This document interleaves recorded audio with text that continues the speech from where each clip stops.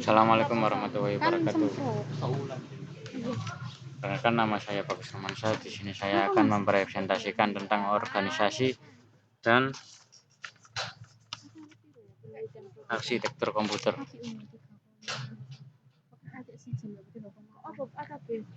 Pengantar dari organisasi dan arsitektur komputer. Materinya ialah definisi arsitektur komputer, apa itu komputer, struktur dan fungsi komputer, penjelasan evolusi komputer. Organisasi komputer berkaitan dengan unit operasional dan interkoneksinya yang merelasikan spesifikasi arsitektural.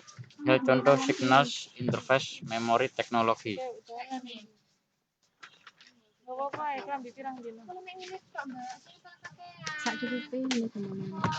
Arsitektur komputer berkaitan dengan atribut-atribut yang mempunyai dampak langsung pada eksekusi logis sebuah program. Menurut William Stirling, misal set instruksi jumlah bit yang digunakan untuk penyajian data, mekanisme on atau teknik pengalaman atau addressing teknikis. Ilustrasi perbedaan antara arsitektur dan organisasi pabrik komputer menawarkan sekelompok model komputer yang semuanya memiliki arsitektur yang sama, tapi dengan organisasi yang berbeda. Akibatnya model-model yang berbeda akan memiliki harga dan karakteristik kinerja yang berbeda, dan itu suatu arsitektur dapat bertahan selama bertahun-tahun dan meliputi sejumlah model komputer yang berbeda, namun organisasinya dapat berubah-ubah seiring dengan perkembangan teknologi. Kata komputer berasal dari bahasa Latin yaitu komputer yang artinya menghitung. Dalam bahasa Inggris disebut to compute, atau definisi komputer sekumpulan alat elektronik yang saling bekerjasama, dapat menerima data input, mengolah data, proses data, memberikan informasi output, serta koordinasi di bawah kontrol program tersimpan di memorinya. Semua komputer memiliki 4 fungsi, yaitu pengolahan data, data processing, penyimpan data, data storage, pemindahan data, data movement, kendali, kontrol.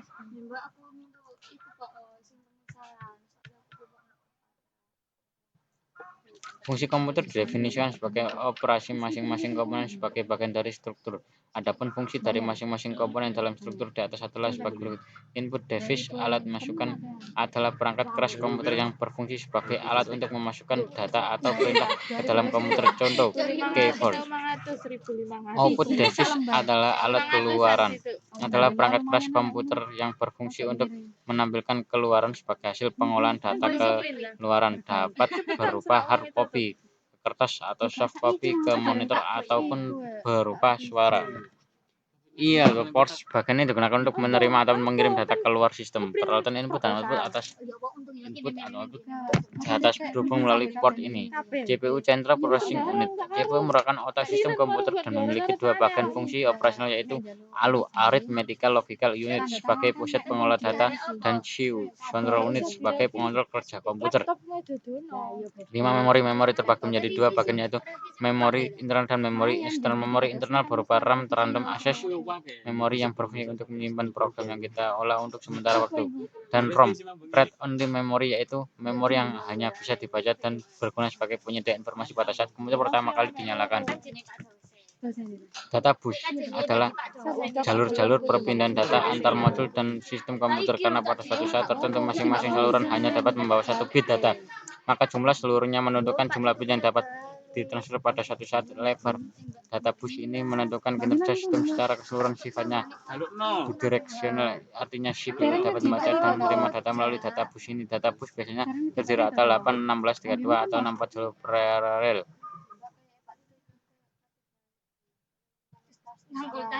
Address bus digunakan untuk menandakan lokasi sumber ataupun tujuan pada proses transfer data. Pada jalur ini, CPU akan mengirimkan alamat memori akan tulis data dibaca. Control bus digunakan untuk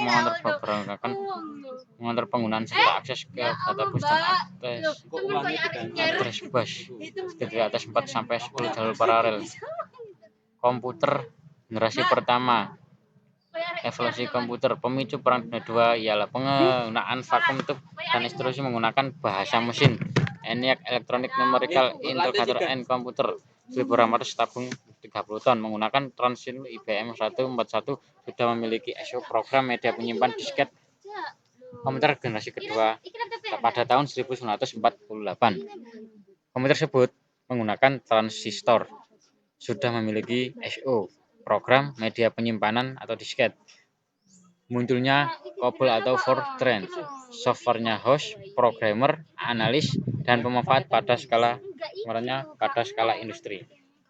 Penggunaan komputer generasi ketiga ialah pada tahun 1958, yaitu menggunakan IC, Integrated Circuits, mengombinasikan 3 komponen elektronik dalam sebuah piringan silikon kecil yang terbuat dari pasir kuarsa. Munculnya chip semikonduktor gabungan banyak IC dalam satu chip yang dapat diprogram sesuai dengan kebutuhan. Setelah komputer generasi 4 ialah pada tahun 1980. Setelah IC ditujukan pengembangan menjadi lebih jelas, pengecilan ukuran sirkuit dan komponen-komponen elektrik. Large Scale Integration (LSI) dapat memuat ratusan komponen dalam sebuah chip. Very Large Scale Integration (FLSI) membuat ribuan komponen dalam sebuah chip tunggal. Mikroprosesor penggabungan seluruh komponen komputer, CPU, memori kendali, input atau output, dan diprogram sesuai dengan kebutuhan. Munculnya PC.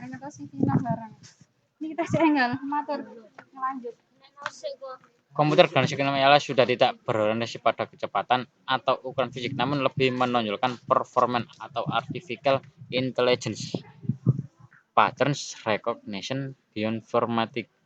Terima kasih. Bila ada penjelasan saya yang kurang jelas, saya mohon maaf yang besar-besarnya.